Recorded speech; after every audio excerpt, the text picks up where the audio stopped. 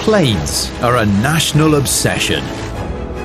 Since the earliest days of flight, Britain has designed and built some of the world's most iconic aircraft. It's a proper British design. During decades of conflict, the planes that Britain built helped build our nation. If it wasn't for the Camel, would we have won World War I? I'm not sure. What did the Lancaster do for us as a nation? It led Europe to freedom. These planes made heroes of the pilots who flew them. And this is a place where we really should pay respect. And in this series, we'll be revealing how British-built planes revolutionised aerial combat. Having forward-facing machine guns, having the technology, gives you the edge. Plus, we'll meet the people determined to keep these icons of aviation in the air and preserve them for generations to come. This time, the story of the world-famous Spitfire. It's become the plane, really, that stood for World War II. The plane that fought the Battle of Britain and helped save the nation from Nazi invasion. Never in the field of human conflict was so much owed by so many to so few. Perhaps the greatest piece of engineering in British history. The Spitfire was a weapon, a beautiful weapon and an iconic one. In my opinion, the finest aircraft ever built. And for those that flew her, the perfect flying machine. You didn't so much get into a Spitfire and fly it, you strapped a Spitfire on and you flew with the Spitfire. It's the plane that changed the course of history and still reigns supreme. We all go weak at the knees when we see the Spitfire overhead, and you probably want to burst into tears when you see them.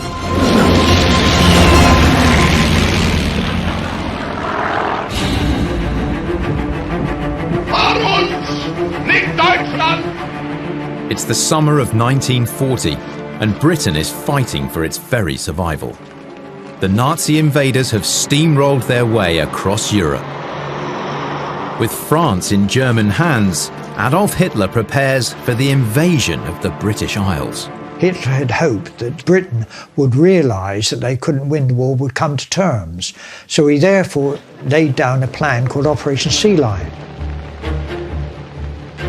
The plan would involve tens of thousands of troops crossing the Channel to storm the beaches of southern England.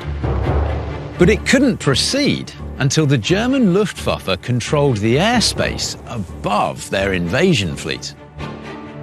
They were prepared to attack this country, provided they could get air superiority. And so the Battle of Britain was to get air superiority over the RAF. All that stood in Hitler's way was the Royal Air Force, with a brand new aircraft, so far untested in battle.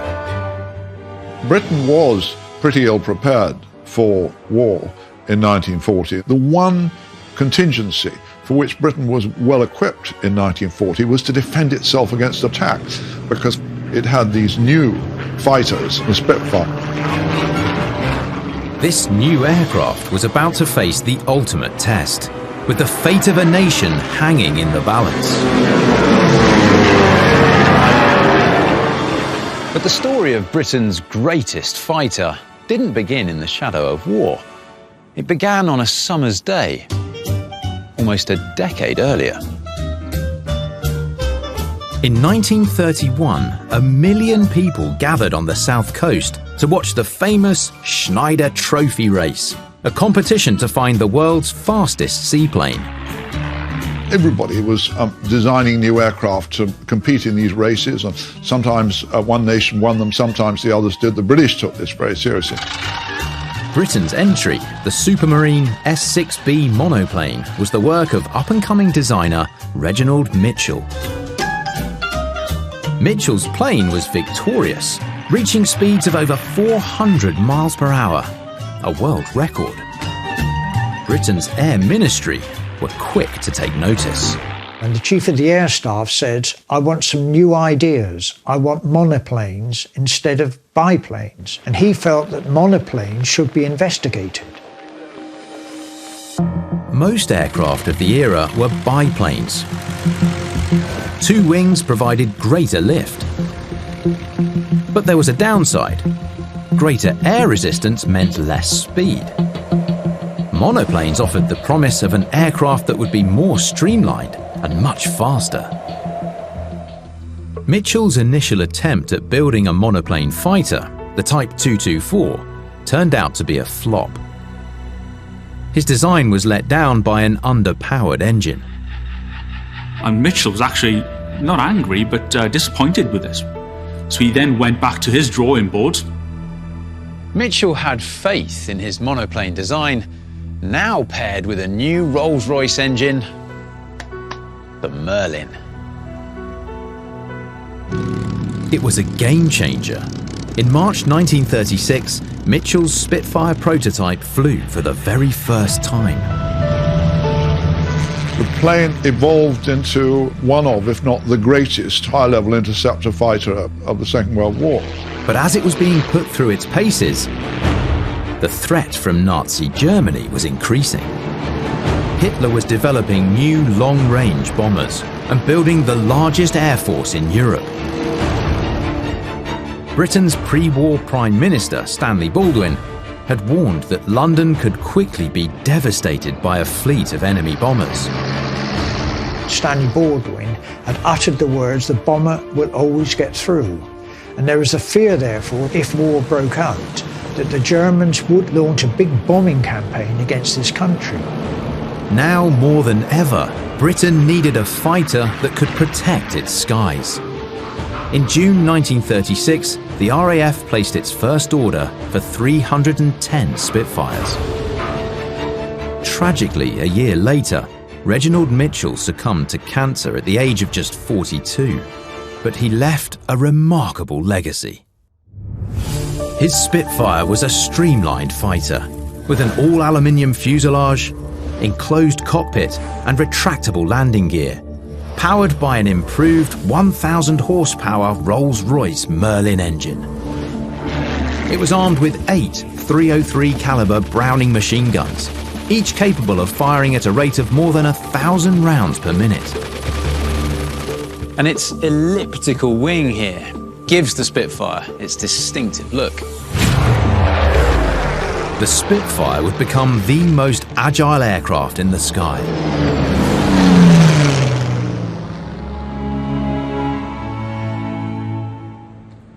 The Spitfire was described by those who flew it as a perfect flying machine. So yes, the engine, yes, the wing shape, yes, the power, yes, the way that it flew. They said you didn't so much get into a Spitfire and fly it, you strapped a Spitfire on and you flew with the Spitfire. A coming together of perfect flying machinery to make what many people regarded at the time as the perfect fighter. And 80 years on, pilots still marvel at Mitchell's design. So behind me we have a Spitfire. This one is a T9, so she's a trainer version of the iconic single-seat Spitfire. In my opinion, the finest aircraft ever built. It's a combination of an incredible airframe, all-metal construction, a very thin but elliptical wing that produces so much lift. The original design was for 8 Browning machine guns, and later on they put 20mm cannon and 50 cal heavy machine guns. So it was just a game changer overnight. The simplicity of the controls made the Spitfire a dream to fly. So the right hand to fly the Spitfire. If I move the stick left and right, the ailerons are moving on the wingtips. If I pull back on the stick, I'm moving the elevator behind, so up and down essentially, creating less or more lift at the back to make the aircraft climb or descend. With my left hand here, I've got the throttle, so just like the accelerator on a car, idle and full power as I push the throttle forward. Undercarriage is on the right, so raise and lower the wheels. I have to swap hands from takeoff to raise the undercarriage, and then back, obviously flying the Spitfire like so. Fire button on the stick, how you would fire the guns, safe, and then to fire it, that enables the button now to be depressed to fire it. The Spitfire was a weapon, a beautiful weapon and an iconic one and a fabulous aircraft to fly, but that was what it was designed for. In the summer of 1940, no one knew what the Spitfire was really capable of. The RAF was vastly outnumbered by the German Luftwaffe. A titanic battle for survival that would decide the very fate of Britain was about to begin.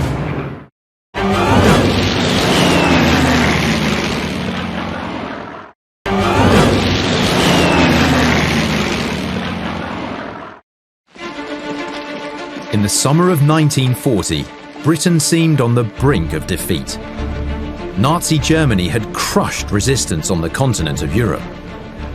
Now only the RAF and its new wonder weapon, the Spitfire, stood between Hitler and total domination. The Battle of Britain is about to begin. Hitler knows that he will have to break us in this island or lose the war. But if the British Empire and its commonwealths last for 1,000 years, men will still say, this was their finest hour. Britain's on the back foot. The RAF stands alone. The Battle of Britain was about to commence. The outcome would change the course of history, and the Spitfire would play a crucial role. In July 1940, the Luftwaffe began their offensive by attacking British ships in the English Channel. The Germans' plan was to draw out the Spitfire squadrons and test them against their most advanced fighter plane, the Messerschmitt 109. It was a formidable opponent, with a key advantage over the Spitfire. This had more powerful weaponry. This is the standard German fighter aircraft during the Battle of Britain, and in fact during the entire Second World War. This was a machine built to kill. Their main guns would have been right there in the wings. And they were machine cannons, which fire a larger bullet. And this bullet has an explosive charge. You can think of them as grenades, automatic grenade launchers. So each gun, there's two of them, would each fire 500 rounds per minute. A devastating firepower. So the armaments of the Spitfire, 303 Browning machine guns fitted in the wings, the 8-gun fighter as it is known, and that is where the Messerschmitt was a superior aircraft in a lot of regard to the Spitfire. But what the Spitfire lacked in firepower, it made up for in speed and agility. Its elliptical wings slipped easily through the air, lowering the resistance pilots called drag. So the elliptical wing, it essentially tapers towards the wingtip, just reduces the drag. So as you've got the lift go being produced by the wing, that reduces as the wing tapers out. And it's a very efficient form of reducing drag whilst you're flying. The handling qualities are perfect, and the lift that it produces is amazing. Throughout July 1940, the Spitfire and the Messerschmitt went head-to-head over the coast of southern England. During the war, I was a young boy living in Portsmouth. During the time of the Battle of Britain, we often saw the dogfights overhead. The elliptical wing of the Spitfire was very distinctive, and its movement, I can see it now, actually weaving above. It was almost, to us, a game. It wasn't, of course. One of the pilots who flew the Spitfire during World War II was Alan Scott. He credits its agility for helping him outfox the German Messerschmitt. The Messerschmitt could not outturn the Spitfire. The tighter it could do, we could go tighter. If you could fly the Spitfire properly, you didn't get shot down. But as capable as the Spitfire was, it wasn't fighting the Channel battles alone. It worked in tandem with another iconic British fighter, the Hawker Hurricane. It was almost a combination between the Spitfires and the Hurricanes. The Germans, when they came over, their bombers were protected by fighters above them. And so what the Spitfire basically did was to attack the fighters, whilst allowing the Hurricanes to account for the bombers. The Spitfire dealing with the escort was extremely important. RAF Fighter Command had another key advantage over the Luftwaffe. Their radars could detect the incoming planes.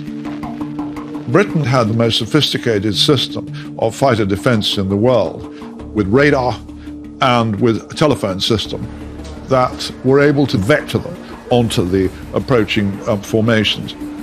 This was an extraordinary achievement, and so the Luftwaffe, from beginning to end of the Battle of Britain, they could see the Spitfire and the Hurricane, but they could never grasp the sophistication of the radar which was picking up their attacks. Against all the odds, Britain's fighter pilots were holding the German Luftwaffe at bay. But now, the Germans suddenly changed their tactics. They'd taken a hammering from the Spitfires in the air, and so they tried to smash them on the ground.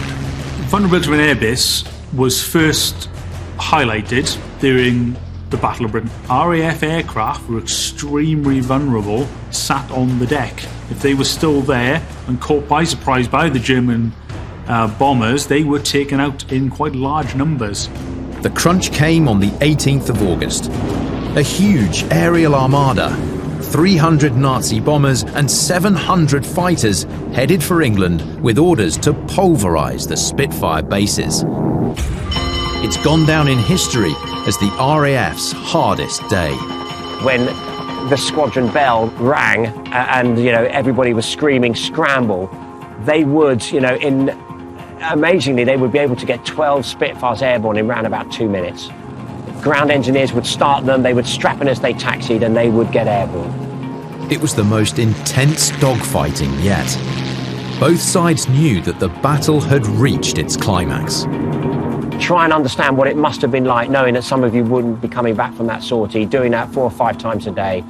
I think it's hard to really imagine just the bravery that those young lads had. Spitfire pilot Alan Scott was typical of his generation. The risk of death was ever present. Were you frightened? Of course you were. But nature had a wonderful way of taking it away from you. You've heard of the cold sweat. Well, the sweat used to trickle down almost into your mouth as you were doing. The cold sweat is fear, but because you're in the middle of a fight, you accept this cold sweat as just normal, and you don't really class it as fear, but that's what it was, actually. Yes, you were frightened, there's no doubt about it. In the skies overhead, young Spitfire pilots were losing their lives by the dozen. If you look back at the Spitfire pilots, they were not experienced aviators. Basic flying training. There are stories about pilots who turn up on the squadron, they park their little car, and they are sent immediately up because of the way that the battle is going, and they need everybody airborne at that particular moment in time, and they never come home. The RAF lost over 60 aircraft in a single afternoon.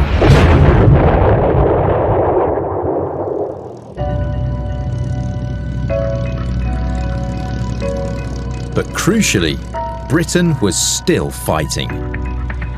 And Hitler, losing patience, was about to make a catastrophic strategic error. He now decided that the quickest way to bring Britain to its knees would be a series of massive bomber raids on London. The RAF couldn't believe their luck, as pressure on the Spitfire bases was eased at the critical moment. The great principle about everything in the military is make up your mind what your objective is and stick to it. By moving on to attack London, which, as Churchill said, was like some prehistoric animal that could endure an enormous amount of punishment, the direction of the Luftwaffe was crazy. If he'd stuck to attacking the RAF's airfields of southeast England, he might have been successful. Soon, the RAF was ready to hit back. And on the 15th of September, British radar picked up hundreds of German planes headed for London. It was their biggest attack yet. Once again, Spitfires took to the air to take on the Luftwaffe. The British people had this extraordinary experience, something had never happened before in history, that here, one of the decisive battles of all time was fought over their heads and in their sight. With Britain's future at stake, the RAF began to extend its mastery over the German Luftwaffe. Looking out from their nice gardens, they're watching one of the great events of history taking place over their head, with empty cartridge cases tinkling down in their gardens, and sometimes bailed out pilots coming down around them. In a day of intense dogfights, the Spitfires and Hurricanes shot down 56 German planes. It would become known as the Battle of Britain Day, an overwhelming defeat of the Luftwaffe. Within days, Hitler aborted his plans to invade, and by the end of October, the battle was over. Britain owed a debt of gratitude to the RAF's brave pilots. Never in the field of human conflict was so much owed by so many to so few. Churchill was right. If it hadn't been for that small band of pilots in a Battle of Britain, we would not have survived, because the Germans would have dominated the skies and invaded this country. So the sheer bravery and commitment of those pilots is beyond praise. They were, not surprisingly, overwhelmed by the adulation that fell upon them, because they were fighting this battle among their own people who could see it all happening around them. They were these young men, young handsome men, risking their lives. Plucky little plane against the huge ballast of Nazi Germany. Little plane setting off against the enemy. And at the controls was this handsome young man risking everything. So really, every girl was in love with them, and I think I would have been too. They were glamorous, they were brave, they were strong, and, they were up there fighting for freedom. Victory in the Battle of Britain had also secured the Spitfire's place in history. The Spitfire, of course, got all the attention. In truth, there were far more Hurricanes involved in the battle than Spitfires, but there's no doubt that the Germans had a Spitfire complex in a way that they didn't have about the Hurricanes. The Spitfire was an absolutely crucial part of the success of the Battle of Britain. The shape of history would definitely have been very, very, very different if we'd have lost the Battle of Britain. By the end of 1940, British factories were making over 300 Spitfires a month. It was thanks in part to a crowdfunding campaign. What was set up was something called the Spitfire Fund, and it allowed people to donate money to the war effort. Each Spitfire cost around £12,000, the equivalent of £650,000 today. In the spring of 1940, Minister of Air Production, Lord Beaverbrook, asked the public to help pay for them. And so this idea got around that you take the collecting tins round and you say, give some money and we will name this Spitfire for your city or your country. It's fascinating that the Spitfire was actually crowdfunded. And really, I think the government saw this was an absolutely brilliant way of building propaganda and building war funds. Every town wanted one. But not every town could afford one. The public were encouraged to give what they could. From £2,000 for an engine to sixpence for a rivet. There was huge national pride for people in the idea of their Spitfire going up. And, incredibly touching stories, such as the miners of Durham, who were really suffering from unemployment. They funded 2 Spitfires. With the help of the public's donations, factories were busy round the clock to satisfy the demand from the RAF. The Spitfire Fund raised about £13 million from donations. £13 million during the war was probably equivalent to £650 million now. It was an astonishing success. The Spitfire had come to represent Britain's bulldog spirit. But soon it would be called upon in a new fight, just as deadly as the Battle of Britain.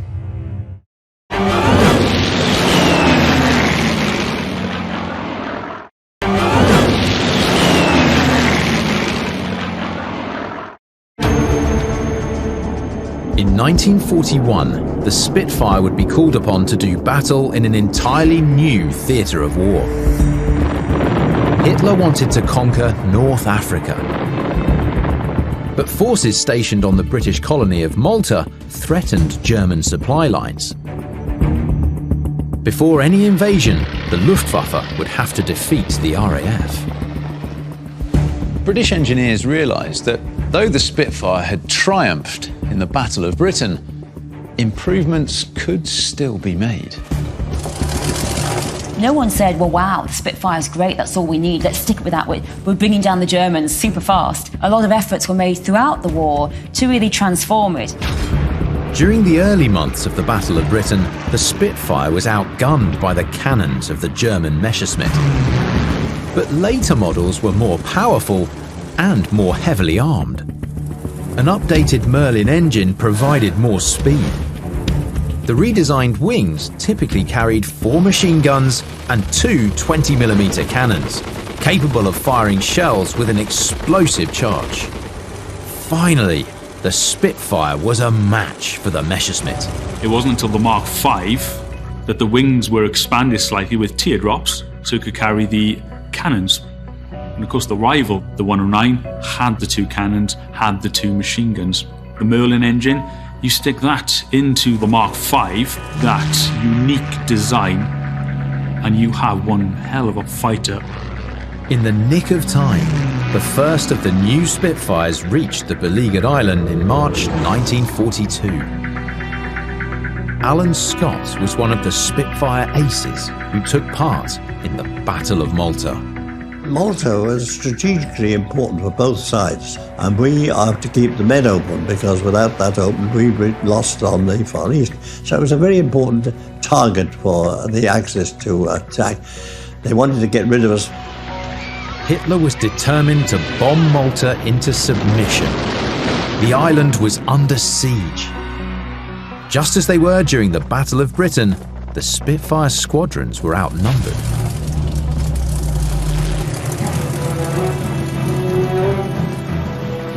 The fighting was very fierce indeed. They were still sending boxes of 100 bombers to flatten the island all the time. And we sometimes only got down to 4 serviceable Spitfires. I mean, I'm talking about my squadron. There were 3 squadrons on the Malta. You had to send 4 Spitfires up against, say, 100 coming in. And they were always escorted by 109s, so a dogfight was just inevitable almost every flight you did. The dogfights often proved deadly. 120 RAF pilots were killed during the siege. It was a tough time, and people really didn't realise how tough Malta was compared with, say, the Battle of Britain. Despite the losses, the courageous young pilots of the RAF once again managed to repel the Luftwaffe. And remarkable men like Alan Scott paid tribute to the Spitfire as the key to victory. Spitfires were so manoeuvrable, you could do almost anything in it. And that's why a Spitfire was so useful, because it became part of you. You fitted it like an overcoat around you, and if you turned, the aircraft would turn. Within months of the arrival of the Spitfires, the siege of Malta was over. And gradually the Allies were able to seize back control of North Africa. As new Spitfires rolled off the production lines in Britain, a new crisis developed. Combat pilots couldn't be spared from frontline duties to ferry them from the factories. And so volunteer pilots, many of them women, had to be urgently recruited and trained to fly in what became known as the Air Transport Auxiliary. Eleanor Wadsworth was one of those female ATA pilots. ATA did the job because they liked the flying, they liked the life, and they felt they were doing something worthwhile for the war effort. Eleanor joined up in 1941. I was looking for something that might be of use. An elderly friend of my mother's suggested that I might get in touch with them, which I did. When Eleanor joined the ATA, women weren't allowed to fly fighters. But as aircraft production ramped up to meet demand, women were finally allowed to fly Spitfires. Eleanor seized the opportunity with both hands. The notice went up on the notice board to say that that's what they were doing. And if you were interested, sign on, which is what I did. Told my mother that I was thinking of learning to fly. And she said, well, she said, if they think you're safe to deliver those expensive aircraft, then go ahead. I was based near Leicester, picking up the Spitfires from Castle Bromwich and take them from there to maintenance units where they were gunned up. But back in 1941, the idea of women playing such an active part in the war wasn't universally accepted. There was a lot of resistance to women flying planes, from factory to front line, or even just between air bases. People thought it was unnatural, it was disgraceful, and they thought it was too dangerous. Really, that was a man's job. But the women of the ATA confounded their skeptics. They proved more than capable of getting aircraft to where they were needed. Eleanor learned to overcome one of the toughest challenges for a Spitfire pilot. The long nose of the aircraft makes visibility a major problem. When you were approaching to land, until you got on the ground, you couldn't really, well, you could see the side of the runway, but you couldn't see the middle of the runway. The women absolutely proved themselves. They were fast, they were successful, they were efficient, and the Royal Air Force really came to rely on them as absolutely essential to keeping these planes in the sky. Our admiration for the women of the ATA who flew the Spitfire, it really knows no bounds. And Britain's most famous fighter held a special place in Eleanor's heart. When you look at a Spitfire, it's a beautiful design. Aesthetically, it's beautiful. And when you look at them today, they don't look out of date. They're just a beautiful, if you like, a sculpture. The Spitfire wasn't just elegant, it was supremely effective. How can you not say iconic about the Spitfire? This thing of stupendous beauty. Most weapons of war are not beautiful. The Spitfire is fantastically beautiful aircraft. It also achieved a special status. Not only was it lovely, but it became one of the saviors of Britain. Throughout the war, the Spitfire underwent a continuous program of improvement to increase its range, speed, and weaponry. It is the only airplane that was made before, during, and after World War II. By the closing years of the war, it was 100 miles per hour faster, it could climb faster, so it was actually a much more effective airplane near the end of the war than it had been from the beginning of the war. It was an incredible flying machine. It really couldn't be bettered. They were variants of the Spitfire for very good reason, because the Spitfire was such a solid platform to work on. It played a huge role in turning the tide of the war in the Allies' favour. They were very useful, very successful. They weren't just used in blitz, they weren't just used in bomber campaigns. They were really effectively used throughout the whole of World War II. In May 1945, Germany surrendered. The war in Europe was over. The Spitfire had played a crucial role preventing a Nazi invasion. In total, more than 20,000 were built. In the years after the war, most were sent for scrap. The British had too many Spitfires, but you'd have to be incredibly grateful that we did have the Spitfires for that one job for which they were perfect. But 7 decades on, an extraordinary effort is now underway as the son of a wartime Spitfire pilot hopes to put his dad's plane back into the air. Oh wow, that's just fantastic. I can't tell you how excited this makes me. It's fantastic.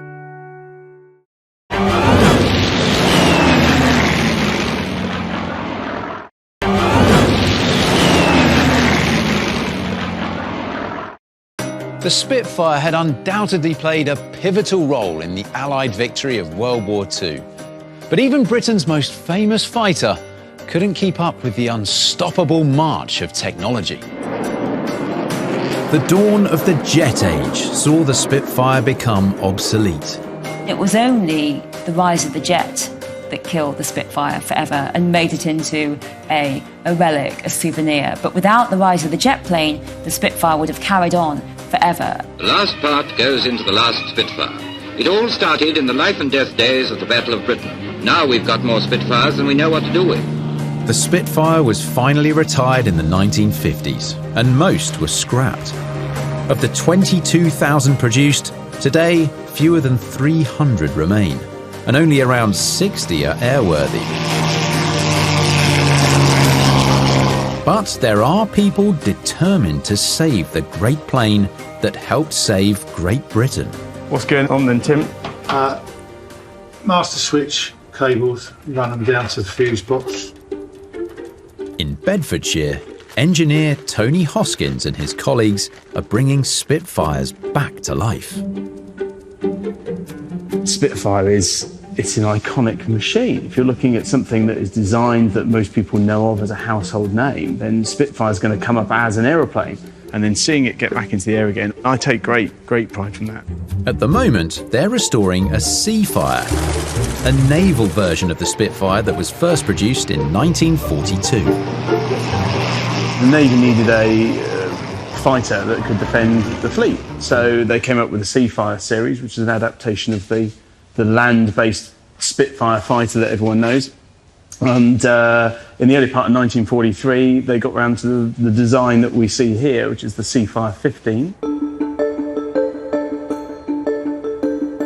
Whilst Seafires don't survive a lot because of the very nature of the operations they were on, there's 3 known survivors, which this is one. So it's a really unique aeroplane. Even more unusually, it's now owned by the son of one of its original pilots.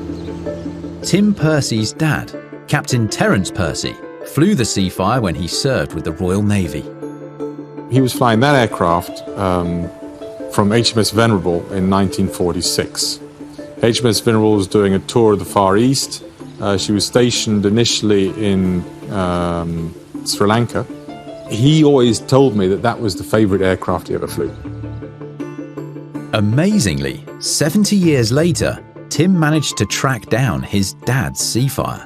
I was looking at a website which detailed all the remaining airframes of warbirds from that era.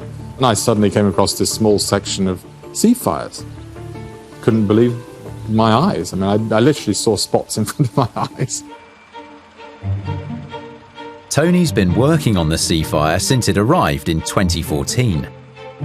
Jobs like this can cost upwards of £2 million and can take a decade to complete. It was all together and intact, but it was an empty shell, and there's so much to do to take it apart and check. And really, that's been the whole process, stripping it back and making sure that everything is correct and not damaged and is serviceable for another 50, 60, 70 years. The team keep things on track by using the Supermarine's original designs. We've got all the relevant drawings up here for wiring, for plumbing, for cable runs, for both electrical and control cable. All the current items that are in work, we've got the relevant information up here, pulled from the manuals. The designs might help, but as the last Spitfire was produced in 1946, sourcing parts is a challenge. There is a network of collectors and enthusiasts. You can still find items today that have never been fitted and serviced, that have been sat in collections or stores or people's homes and sheds. But sometimes it is just luck. Tim's come along today to see how Tony's getting on. Hey Tony, good to see you. Good to see you. How are you? I'm all right, all right. Really excited to show you some stuff. I can't wait. Right, so here we go, Tim. Oh wow, that's just fantastic. That's huge progress. We've got some more bits on, and yeah, they've been painted. We're fitting out all the items on here. Some of it's gone away, some of it's already tagged and serviceable, ready to go back on. Now we're starting to make some real progress. Exactly. I can't tell you how excited this makes me. It's fantastic. A lot of this has been ripped out. There's still some stuff that's original. So the slow-running cutout that's there, that's the original. So that's the one that your dad used when he was in this aeroplane. Everything we could reuse has gone back in. But today's big news is the arrival of the spars, the skeleton of the Seafire's wings. They're beautiful. That's really fantastic. Now the progress is there. Yeah. That's really something. And we're taking your original parts of the wings that we've had in store for a while, setting them onto the back. So all of these feet have been going onto the back of the spine. We've been putting those in. And we're going to bring this portion of the wing in as well, set up all the points, and then we start each rib at a time and work our way through. Yeah, it's fantastic. I mean, there's so much of the original aircraft there. That's what's so fantastic. It's slow but steady progress. Tim's ambition is to be able to take to the air in his father's Seafire. Sadly, Tim's dad died before work on the plane started, but it's made Tim even more determined to see her fly. I think everybody knows what an extraordinary aircraft the Spitfire is. It is the most beautiful plane that was ever built. To be associated with something that my father flew, I think it's an extraordinary thing. They're all special. They have their own characters. And this one's character is the fact that it's owned by the son of the man who flew it. Really look forward to the day when it's sat on the flight line there and we've all had our photograph taken in front of it, having spent, probably the best part of a decade rebuilding it. I take great pride in that. I know that he's there behind the clouds somewhere, looking down and smiling on the whole thing. Although few of us will ever get the chance to restore a Spitfire, there are still opportunities to admire this iconic aircraft in flight. No air display now is really possible without a Spitfire. When a Spitfire flies past, people look to the skies. There is something magical about this aircraft. It stirs up an emotion in people that is lovely to see. It remains a marvel of engineering and the legacy of a remarkable man, Reginald Mitchell. The Spitfire really is an icon of British engineering. We all have a tear in our eye when we see the Spitfire overhead.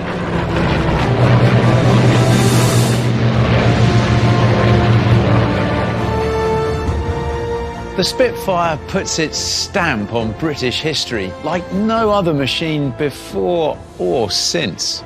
British engineers may well say it represents their finest hour. What you can say is what the veterans themselves would say.